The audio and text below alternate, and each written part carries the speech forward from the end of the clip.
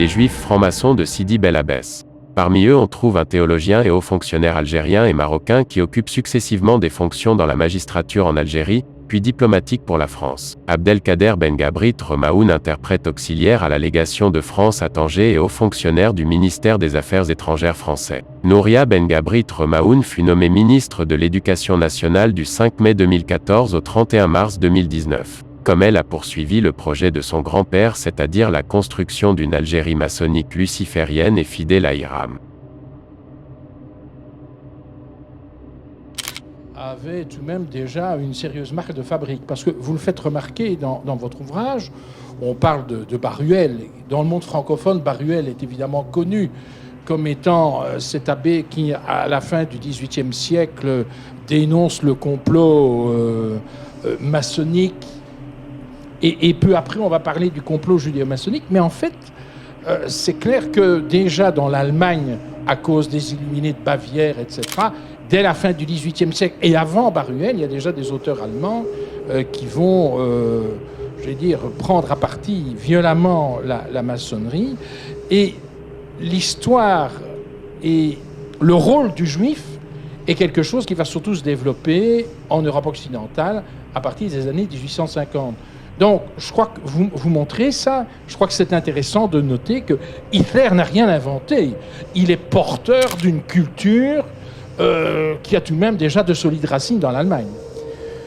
Effectivement, dans cette recherche, j'ai pu constater qu'Adolf Hitler, s'il se prétend, et en particulier dans Mein Kampf, qui est la Bible, entre guillemets, du national-socialisme, l'inventeur d'une idéologie nouvelle, ce que certains aujourd'hui appellent l'une des idéologies modernistes, eh bien, en réalité, il est l'héritier d'un mouvement, en l'occurrence le mouvement Völkisch, qui naît effectivement en Allemagne au cours du XIXe siècle, à partir des années 1850-1860. Dans le même temps, le fait d'assimiler, de synthétiser un complot maçonnique avec un complot judaïque n'est pas une invention propre à Hitler. Donc c'est effectivement quelqu'un qui hérite de cette tradition, et cette tradition n'est pas non plus spécifiquement allemande. Voilà. Vous citiez Baruel, j'ai amené ici un exemplaire, c'est le premier tome de son fameux ouvrage qui s'intitule « Mémoire pour servir à l'histoire du jacobinisme ». C'est un ouvrage que ce jésuite a publié en exil à Londres dans les années 1790. J'ai ici un exemplaire qui lui a appartenu, qui porte une signature de sa main, qui est publié 2 ans avant sa mort, en 1818. C'est un ouvrage qui a eu un succès immense à travers toute l'Europe. C'est un ouvrage qui sera traduit dans toute l'Europe et dont les nazis vont effectivement hériter. Dans cet ouvrage, Baruel, et c'est un élément fondateur, devant un événement extrêmement perturbant pour l'époque, qui va être appréhendé soit de manière très positive, soit de manière complètement négative. Il n'y a pas vraiment de milieu par rapport à cet événement. Cet événement, c'est la Révolution française en 1789. Il va chercher à l'expliquer. Et il va faire de la maçonnerie le levier qui a provoqué la Révolution française. Et il va inventer un terme très particulier, les arrière-loges, et il va montrer que derrière les francs-maçons manipulés, il y a une autre société secrète, en l'occurrence les Illuminés de Bavière, et ceci nous ramène déjà en Allemagne. Les Illuminés de Bavière, mouvement fondé par Adam Weishaupt, professeur de théologie à l'université d'Ingolstadt, grand rival des jésuites, et qui va, tenter une intégration de la philosophie des Lumières dans l'Allemagne de l'époque. Il aura pas mal d'acquaintances avec la maçonnerie française, et à partir de là, Baruel va faire fond là-dessus. Ensuite, il y a un second moment. Ce moment, c'est celui des protocoles des sages de Sion. Voilà, ouvrage qui est interdit aujourd'hui à la vente en France, l'un des seuls d'ailleurs, qui est en fait, on le sait aujourd'hui, une production de la police politique du tsar, en l'occurrence l'Okhrana, dans les années 1900-1901. Et ceci, très curieusement, nous ramène à la Belgique, puisqu'il s'agit pour partie d'un plagiat d'un pamphlet rédigé par un avocat français, Joly, qui s'attaquait au régime de Napoléon III, qui le déchiffrait et le dénonçait comme étant un régime dictatorial. Et ce pamphlet, publié de manière clandestine en Belgique, a été plagié plus tard, donc dans les années 1900, par la police politique du tsar. Pourquoi ? Parce que à l'époque, autour du tsar, dans son entourage, il y a des tentatives de libéralisation du régime tsariste et que la police politique du tsar souhaite dénoncer cela auprès du tsar. Cet écrit qui dénonce les juifs comme porteurs d'un plan de domination mondiale et montre que la maçonnerie n'est jamais que l'outil du judaïsme et de ce plan de domination mondiale judaïque, eh bien cet écrit va se trouver transporté par des exilés russes lors de la révolution bolchevique de 1917. Ils vont se retrouver en Allemagne, en France, et très vite les protocoles des sages de Sion seront traduits en Allemagne, en France, et en Allemagne notamment par des proches du Parti national-socialiste, notamment par Rosenberg. Oui, mais je vais vous contredire sur certains points. Je vous en prie. Je vais vous contredire sur certains points parce que, en fait, il y a tout de même un milieu qui était extrêmement favorable à l'idéologie anti-maçonnique parce qu'elle relevait du judaïsme, c'est le christianisme, c'est-à-dire le monde catholique et le monde protestant. Je rappelle que c'est dans le monde catholique et le monde protestant que l'on voit aussi bien en Allemagne qu'en France un certain nombre de prêtres, d'évêques, de théologiens, et la Belgique, d'ailleurs dans mon livre sur les catholiques belges, je cite de multiples exemples, et je cite des extraits parce que c'est tellement énorme et violent qu'on ne... Si je me contente de le dire, à la rigueur, on ne le croirait pas. Mais il y a toute une idéologie, dans la seconde moitié du XIXe siècle, dans l'Europe chrétienne aussi bien protestante que catholique, qui dénonce le complot juif. Simplement, au départ, c'est quoi ? On part du principe que la Révolution française, conçue dans les loges maçonniques, a émancipé le juif. Donc, qui se cache derrière les maçons ? La juiverie internationale.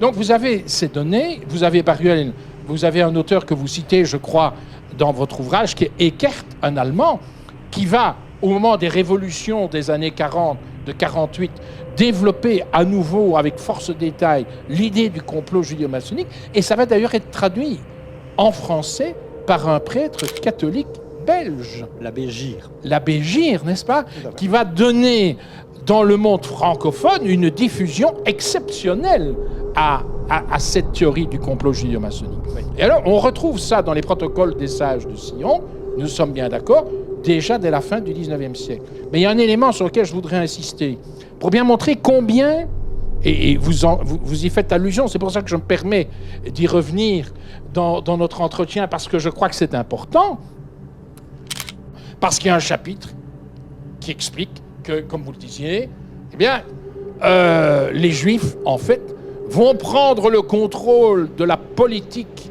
et de l'économie. Et ces protocoles des sages de Sion, comment ont-ils été diffusés dans le monde d'islam ? Ce sont les chrétiens d'Orient, je dis bien les chrétiens d'Orient, qui ont été les traducteurs en arabe des protocoles des sages de Sion et qui ont favorisé leur diffusion dans le monde musulman. Je dis ça pour montrer combien les choses sont complexes, mais le poids incroyable, la responsabilité extraordinaire qui est celle de notre Europe en la matière. Alors, je voudrais... Il y a tout de même une chose que vous mettez en lumière et qui me paraît très intéressante, c'est la fascination des nazis pour les sociétés secrètes, pour la symbolique, pour les rituels, pour le mystère. Tout à fait. Je voudrais revenir une petite seconde en arrière avant de répondre à ce sujet. Je pense que votre intervention, Hervé Asquin, n'est pas contradictoire avec ce que j'ai dit, mais plutôt complémentaire. Et j'irai même encore plus loin.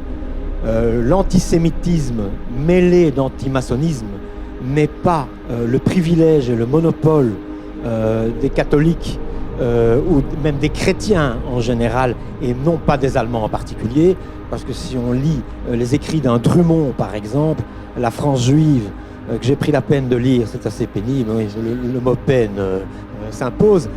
C'est un best-seller dans les années 1866 en France. Il a vendu 150 000 exemplaires aux éditions Flammarion en 6 mois à l'époque en France. Et en langue française, c'est un ouvrage où on trouve déjà les termes d'arien, par exemple. Il ne faut pas l'oublier. Là aussi, ce n'est pas une invention propre à l'hitlérisme. Et donc, je tends à penser à titre personnel qu'il n'y a pas de Sonderweg, il n'y a pas de chemin particulier allemand, un régime antisémite et antimaçonnique aurait pu advenir aussi en France. Et d'ailleurs, ça va nous permettre de revenir peut-être sur le problème du fait que la maçonnerie n'a pas toujours été très ouverte aux juifs. Elle a eu une attitude ambiguë selon les régions et les pays. Vous parliez de Drummond, je rappelle que l'Algérie est particulièrement antisémite à la fin du 19e au 20e siècle. Que les juifs sont rejetés des loges maçonniques françaises sous les auspices du Grand Orient de France, en Algérie, qui sont des départements français, les musulmans aussi pour l'essentiel, il ne faut pas l'oublier, et qu'à ce moment-là, Drummond, qui est le personnage infâme que vous évoquiez à quelques instants, parvient à se faire élire député d'Alger. C'était un des plus enragés au moment de l'affaire Dreyfus. Vous devinez dans quel sens. Donc, ça montre la complexité des choses et que combien l'Occident a été porteur à différentes époques et dans différents pays, j'ai dire, de constructions extrêmement nocives.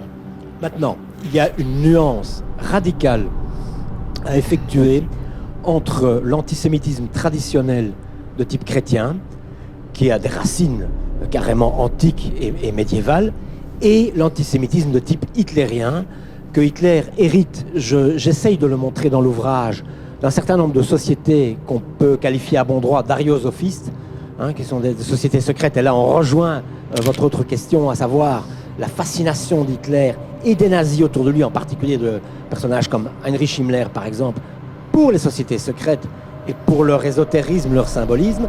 Revenons-en à Hitler. Alors, Hitler, c'est vrai, dont on connaît les prises de position, vous faites pas mal de citations, à un ministre franc-maçon, Schacht, dans l'université qui m'est chère et dont je suis issu, un certain nombre de professeurs d'économie qui n'étaient pas libéraux, qui n'étaient pas conservateurs, il y avait là-dedans même plusieurs de tendances communistes, m'ont dit, l'homme qui a relevé l'Allemagne, l'un des plus grands économistes au monde, le plus fort, c'est Schacht. Mais j'aimerais bien que vous nous reveniez sur ce qui va se passer concrètement dans les loges maçonniques allemandes à l'époque d'Hitler. Je reviens un instant aussi sur le personnage de Schacht. C'est un personnage considérablement ambivalent, pour ne pas dire ambigu.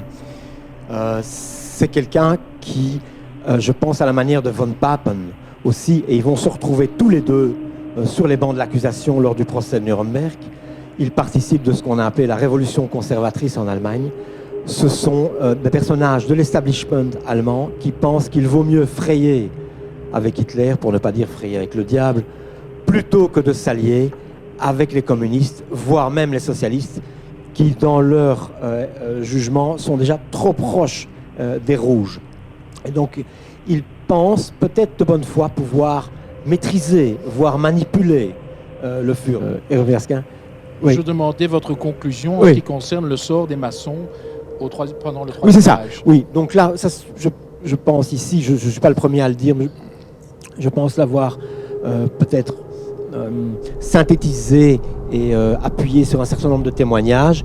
Contrairement à une légende répandue, notamment dans le milieu maçonnique, eh bien, en réalité, et c'est notamment un historien allemand qui s'appelle Rolf Melzer qui l'a démontré, si l'on était maçon dans le Troisième Reich, et voire dans un certain nombre de pays occupés, avec peut-être une exception qui est curieusement la France, on avait peu de chances d'être inquiété, à moins d'être un très haut dignitaire de la maçonnerie en question, puisque les fameuses arrière-loges de Baruel, récupérées dans l'idéologie nazie, étaient censées être les courroies de transmission entre le judaïsme haï et la maçonnerie manipulée.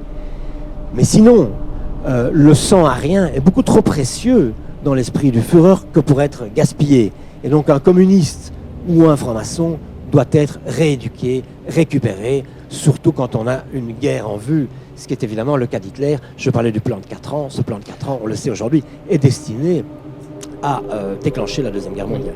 la Seconde Guerre mondiale. Sur ce point-là, je serais tout de même moins optimiste que vous, en ce sens que, non, Ouais. tout de même, en Belgique, en France, etc., je rappelle que c'était les mêmes sections de la police de sécurité de la Gestapo, la même, qui s'occupaient des tziganes, des juifs, des maçons et des communistes. C'est clair, ça. C'est en raison de leur appartenance à la maçonnerie qu'un certain nombre de personnes ont terminé à l'échafaud, dans les camps de concentration, etc. Et donc, le tribut était lourd. Et en Allemagne, la terreur régnait.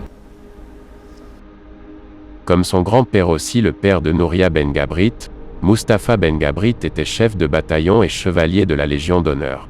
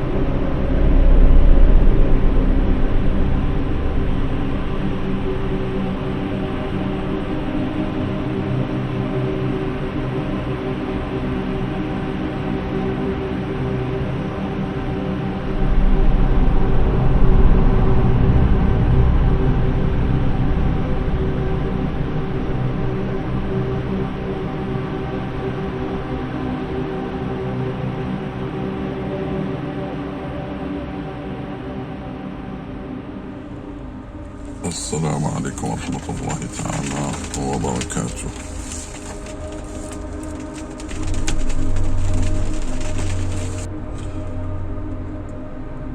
أن كل ما هو مسموع في القنوات فهو كذب في كل الأحوال والحالات. أنا أقول كل ما يسمع فهو كذب، لا يكون في الصدق إلا الاسم. هذا ربما كلام مشفر، لكن الناس اللي يفهموا كلامي أشنو فيه. إلا الاسم في هذه الأقوال كلها، إلا الاسم. هذه الأمور وقفنا عليها بأنفسنا ونعلمها وعلمناها، يعني نعلمها سمعنا بها عن علم، لكن وعلمناها هي شفناها بعينينا. هذا هو الماسوني، هذا هو المفهوم الماسوني. الناس اللي ما تفهمش الماسونية اشنا هي